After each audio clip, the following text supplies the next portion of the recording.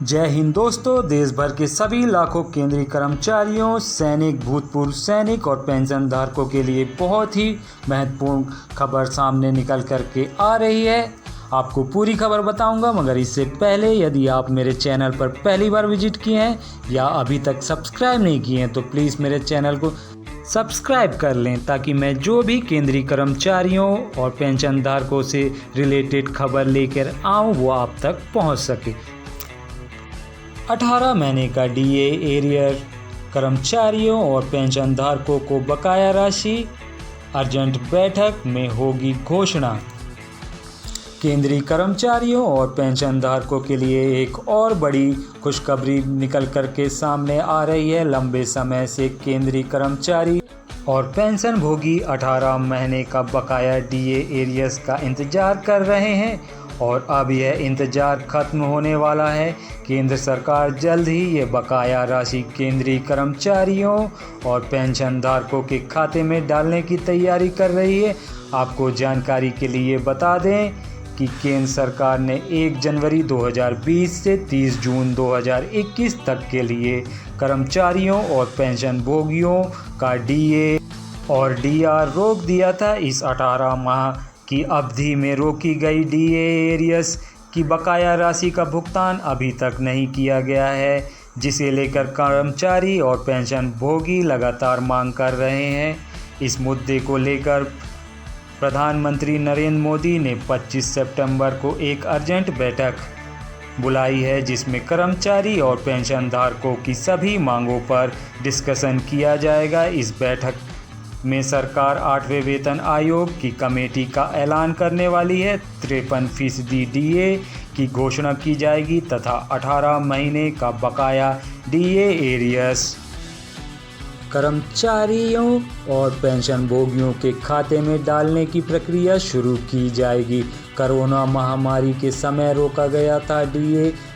केंद्र सरकार ने कोरोना महामारी के दौरान 1 जनवरी 2020 से 30 जून 2021 तक 18 महीने का डीए और डीआर की 3 किस्तों को रोक दिया था। उस समय देश की आर्थिक स्थिति कमज़ोर होने के कारण यह निर्णय लिया गया था। अब इस समय देश की आर्थिक स्थिति में काफ़ी सुधार आ चुका है और सरकारी राजस्व में भी वृद्धि हुई है। ऐसे में इसका भुगतान केंद्रीय कर्मचारियों और पेंशनर के खाते में होने वाला है। पिछले बजट सत्र में केंद्र सरकार ने माना था कि कर्मचारी और पेंशन भोगी संगठन की ओर से 18 महीने के डीए एरियर्स के भुगतान करने की मांग की गई है। हालांकि उस समय यह कहा गया था कि महामारी के दौरान इस राशि का उपयोग अन्य कार्यों में किया गया था, इसलिए इसे तुरंत जारी करना संभव नहीं है। लेकिन अब लोकसभा चुनाव के बाद सरकार ने कर्मचारियों की ताकत को समझते हुए उनके हित में यह फैसला लिया है कि सरकार यह भुगतान एक साथ न करके किस्तों में भी कर सकती है। लेकिन कर्मचारियों और पेंशन भोगियों को जल्द ही बकाया राशि मिलने की उम्मीद है। 25 सितंबर को आयोजित मीटिंग में इन सभी मुद्दों पर विचार किया जाएगा। पहला, बकाया डीए एरियर्स का भुगतान। कर्मचारियों और पेंशन भोगियों के बकाया डीए एरियर्स का भुगतान जल्द ही किया जाएगा।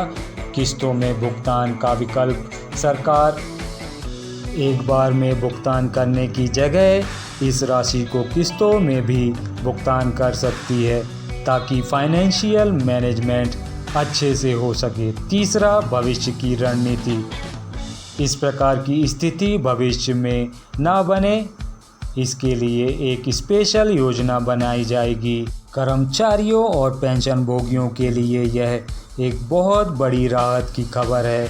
18 महीने के बकाया डीए एरियर्स मिलने से उनकी वित्तीय स्थिति में काफ़ी सुधार होगा। सरकार का यह कदम न केवल कर्मचारियों को आर्थिक मदद प्रदान करेगा, बल्कि महंगाई के बढ़ते प्रभाव को भी कम करने में सहायक होगा। अब सभी की नज़रें इस पर टिकी हुई हैं कि सरकार यह भुगतान कब और कैसे करेगी। तो मित्रों, आपको यह जानकारी कैसी लगी? यदि पसंद आई हो तो प्लीज़ मेरे चैनल को लाइक, शेयर और सब्सक्राइब कीजिए। वीडियो देखने के लिए धन्यवाद। जय हिंद, जय भारत।